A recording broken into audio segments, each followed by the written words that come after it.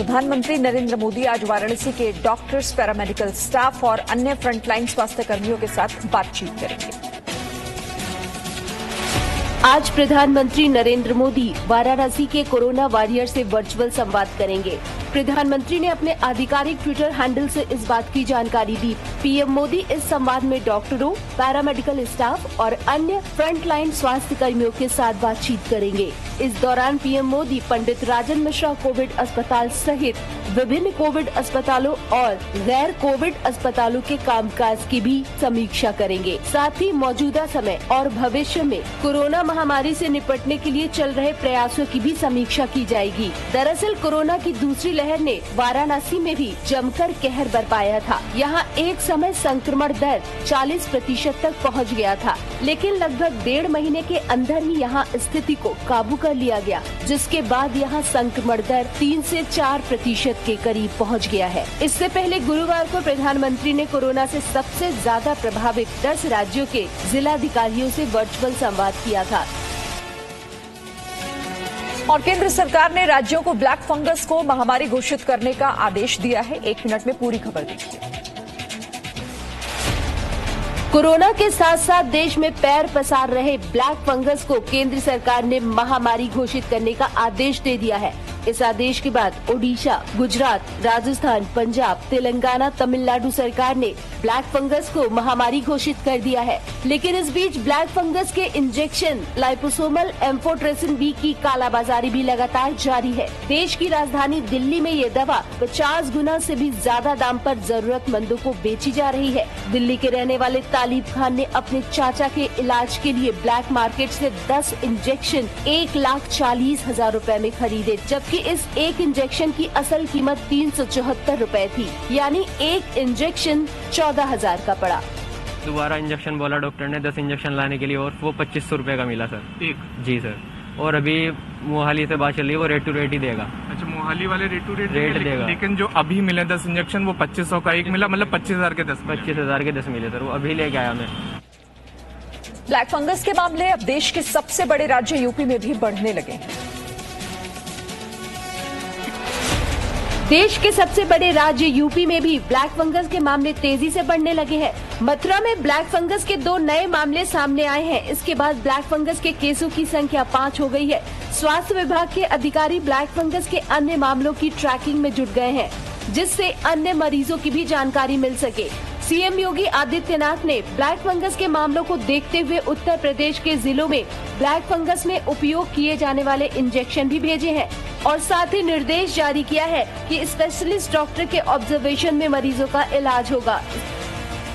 कुछ post Covid complication भी मिल रहे हैं, जैसे कि उनमें ब्लैक फंगस के केसेस भी मिल रहे हैं। तो कई हमारे मरीज हैं जो कि इस तरह की शिकायत मिली है। एक वृंदावन से है, एक राया से है और 2 हमारे यहाँ शहर से भी हैं और एक कोसी से है। देखिए, जो हमारे पास रिपोर्ट हो रहे हैं उनका जो एंटी फंगस जो ट्रीटमेंट है वो हम इन लोगों को ट्रेस कर रहे हैं। उनके लिए सरकार द्वारा नई गाइडलाइन आई है कि जो उनको जो ट्रीटमेंट है वो उनको प्रोवाइड कराए। स्वास्थ्य मंत्री डॉक्टर हर्षवर्धन आज कुछ राज्यों और केंद्र शासित प्रदेशों के स्वास्थ्य मंत्रियों के साथ बैठक करेंगे। 1 मिनट में अपडेट देंगे। कोरोना और ब्लैक फंगस के बढ़ते मामलों को देखते हुए आज केंद्रीय स्वास्थ्य मंत्री 3 राज्यों के स्वास्थ्य मंत्रियों और 7 केंद्र शासित प्रदेशों के लेफ्टिनेंट गवर्नर और प्रशासकों के साथ बैठक करेंगे। इस बैठक में छत्तीसगढ़, गोवा, हिमाचल प्रदेश के स्वास्थ्य मंत्री और अंडमान निकोबार, चंडीगढ़, लक्षद्वीप, दादरा नगर हवेली और दमन दीव के प्रशासक और जम्मू और कश्मीर, लद्दाख, पुदुचेरी के लेफ्टिनेंट गवर्नर शामिल होंगे। इस बैठक में इन राज्यों और केंद्र शासित प्रदेशों में कोरोना की स्थिति और टीकाकरण प्रगति पर चर्चा की जाएगी। ये बैठक वीडियो कॉन्फ्रेंस के माध्यम से दोपहर करीब 1 बजे होगी। इससे पहले गुरुवार को स्वास्थ्य मंत्रालय ने लोगों को मास्क लगाने के प्रति एक बार फिर सचेत किया है। मंत्रालय का कहना है कि आज भी देश में 50% लोग मास्क नहीं पहनते हैं और जो 50% लोग मास्क लगाते हैं उनमें से ज्यादातर के मास्क नाक के नीचे या मुंह के नीचे होते हैं। और अब देश भर का कोरोना अपडेट अगले 1 मिनट में देखिए।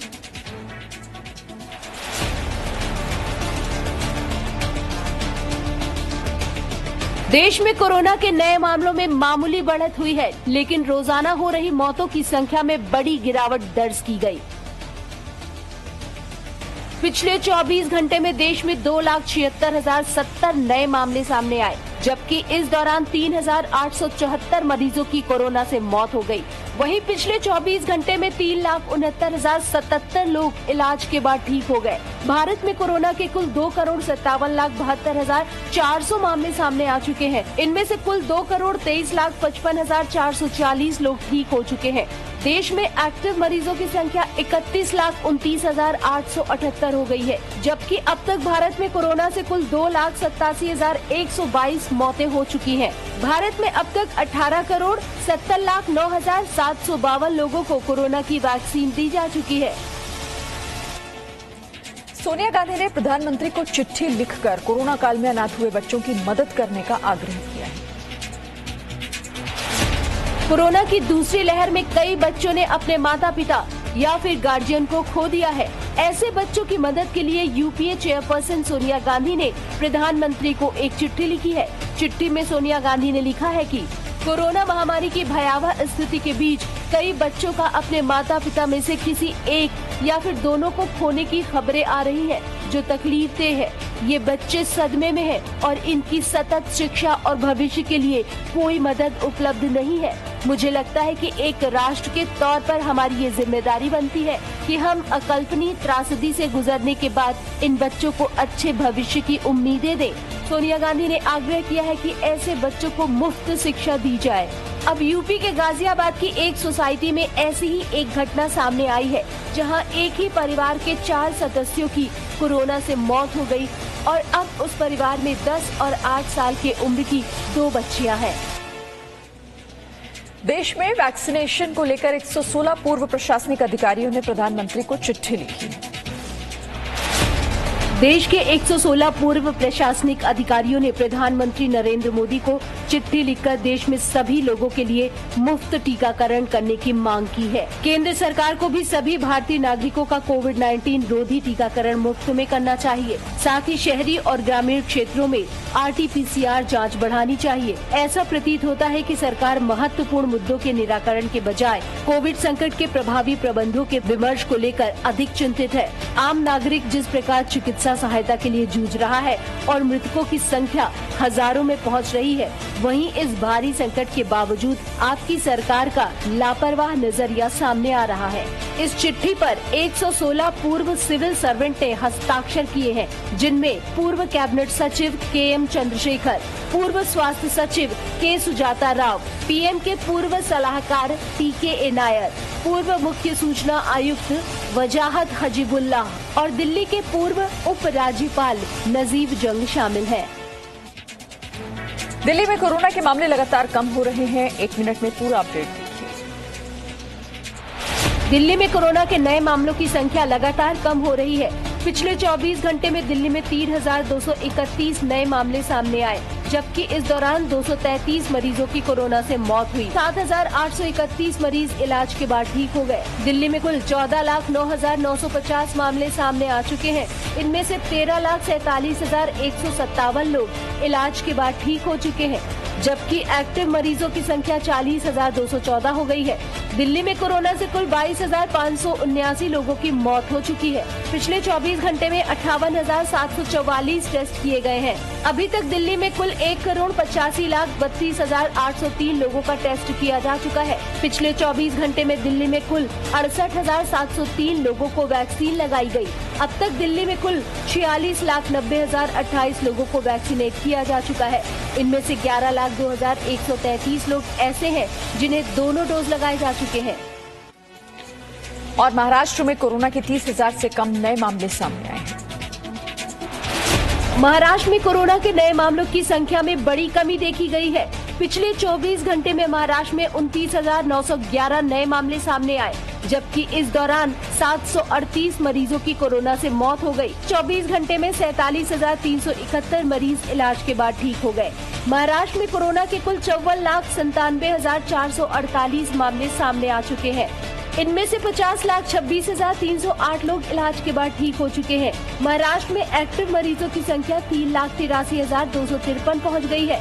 राज्य में कोरोना से कुल 85,355 लोगों की मौत हो चुकी है। वही बात अगर मुंबई की करें तो मुंबई में 24 घंटे में 1,433 नए मामले सामने आए हैं, जबकि इस दौरान 59 मरीजों की कोरोना से मौत हो गई है।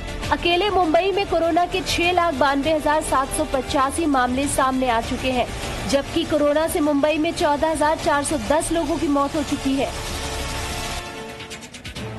और अब अगले 1 मिनट में हम आपको यूपी के ऐसे गांवों के बारे में बताएंगे जहां पर कोरोना के एक भी मामले सामने नहीं आए। देश में कोरोना की दूसरी लहर के बीच ग्रामीण इलाकों को लेकर कई विशेषज्ञों ने चिंता जताई थी और उनकी ये चिंता अधिकतर क्षेत्रों में सही भी साबित हुई। लेकिन यूपी में कुछ गांव ऐसे भी हैं जहां कोरोना के एक भी मामले सामने नहीं आए हैं। उनमें से एक है मथुरा तहसील क्षेत्र का गांव नगला मोरा। यहाँ 9,000 की आबादी में दूसरी लहर तो छोड़िए, पहली लहर में भी कोई संक्रमित नहीं हुआ। गांव के प्रधान का दावा है कि ग्रामीण लगातार मास्क, सैनिटाइजर और सोशल डिस्टेंसिंग का पूरी तरह से पालन कर रहे हैं। ऐसे ही सहारनपुर जिले के 2 गांव टिगरी और शकरपुर है, जहां कोरोना का एक भी मामला सामने नहीं आया। शकरपुर में एक मामला सामने आया तो लोगों ने उस शख्स को तुरंत ही आइसोलेट कर दिया। इसके बाद गांव वालों ने ये सुनिश्चित किया कि गांव में कोई भी बिना मास्क के नहीं रहेगा, साथ ही सोशल डिस्टेंसिंग का भी पालन किया जाएगा। गांव के लोग बेवजह न तो बाहर जाते हैं और न ही किसी को अंदर आने देते हैं। दिल्ली में एक रिटायर्ड नेवी ऑफिसर कोरोना मरीजों का मुफ्त इलाज करके नई मिसाल पेश कर रहे हैं। ये retired navy officer Narendra Kumar Lohia हैं और इस भवन में इन्होंने एक चौपाल ओपीडी शुरू की है। इस ओपीडी की खासियत ये है कि यहाँ कोरोना मरीजों का इलाज मुफ्त में होता है। दरअसल कुछ समय पहले इनके गांव में 8 से 10 लोगों की कोरोना के कारण मौत हो गई थी।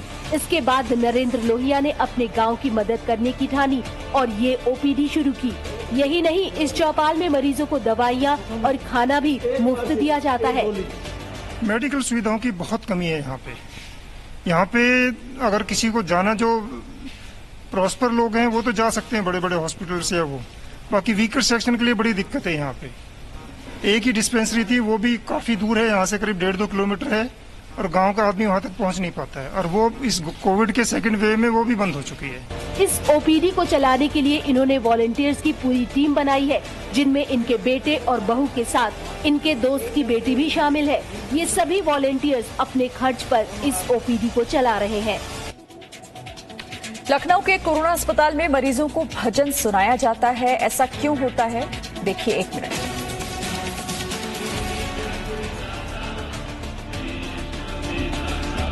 स्पीकर पर बज रहा ये भजन सुनकर आप सोच रहे होंगे कि ये किसी मंदिर का दृश्य है, लेकिन नहीं, ये एक कोविड अस्पताल है। जी हाँ, यूपी की राजधानी लखनऊ के लोक बंधु अस्पताल में मरीजों में सकारात्मकता को बढ़ावा देने के लिए भजन सुनाया जाता है। अस्पताल के चिकित्सा अधीक्षक डॉक्टर अजय शंकर त्रिपाठी का मानना है कि इनके पास इनके परिवार के कोई सदस्य मौजूद नहीं होते। ऐसे में अस्पताल प्रशासन इन मरीजों को सकारात्मक माहौल देने का प्रयास कर रहा है कि अस्पताल में जाएंगे तो अकेले रहेंगे, और वहाँ पे जो स्थिति थी बहुत भयानक स्थिति थी।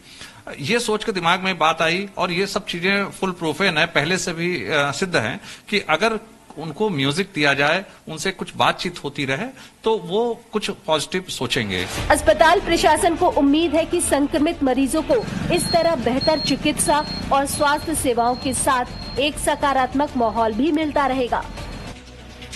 श्रीनगर के रंगरेट इलाके में बंद पड़े ऑक्सीजन प्लांट को भारतीय सेना की मदद से केवल 4 दिनों में फिर से शुरू कर दिया गया।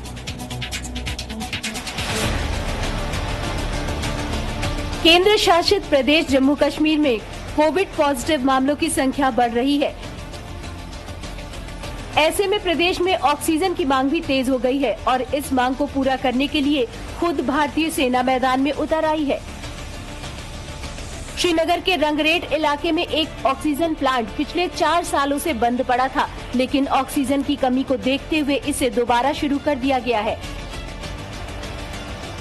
लेकिन आपको जानकर हैरानी होगी कि सिर्फ 4 दिनों में ही भारतीय सेना ने इस ऑक्सीजन प्लांट को तैयार कर दिया। इसका श्रेय सेना इंजीनियरिंग विंग के जवानों को जाता है।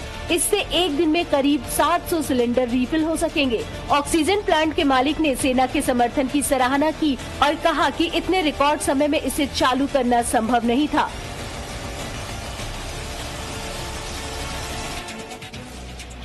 महाराष्ट्र में ताउते तूफान के बीच बार्ज G305 से नेवी ने रेस्क्यू ऑपरेशन चलाकर सैकड़ों लोगों की जान बचाई।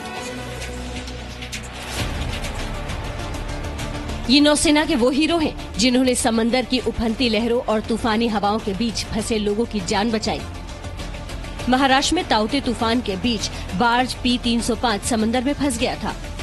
तब भारतीय नौसेना के युद्धपोत और हेलीकॉप्टर की मदद से उन लोगों को बाहर निकाला गया। भारतीय नौसेना के हेलीपोर्ट INS शिकरा पर मौजूद अधिकारियों ने बताया कि उन्होंने किस तरह लोगों की जान बचाई जो 22 घंटे से समुद्र के बीच फंसे हुए थे और जान बचने की उम्मीद पर जिंदा थे। सर्वाइवर से वो 15 से 20 घंटे पानी के अंदर थे। पूरी रात उन्होंने पानी में गुजारी थी। जैसे हम होवर में आए, उन्होंने देखा कि हेलीकॉप्टर आ गया तो हम थोड़ी एक खुशी देख सके उनके फेस के ऊपर। लेकिन ये मिशन अभी थमा नहीं है, जारी है। अब तक 186 लोगों को सुरक्षित बाहर निकाला गया है, जबकि बार्ज P305 हादसे में अब तक 49 लोगों की मौत की पुष्टि हुई है और 26 लोग लापता हैं।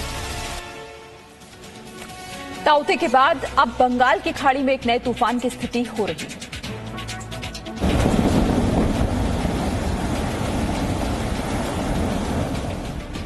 अरब सागर में आया ताउते तूफान का असर खत्म नहीं हुआ था कि बंगाल की खाड़ी में चक्रवात जैसे हालात बन रहे हैं। बंगाल की खाड़ी में बन रहा कम दबाव वाला क्षेत्र चक्रवाती तूफान यास में बदल सकता है,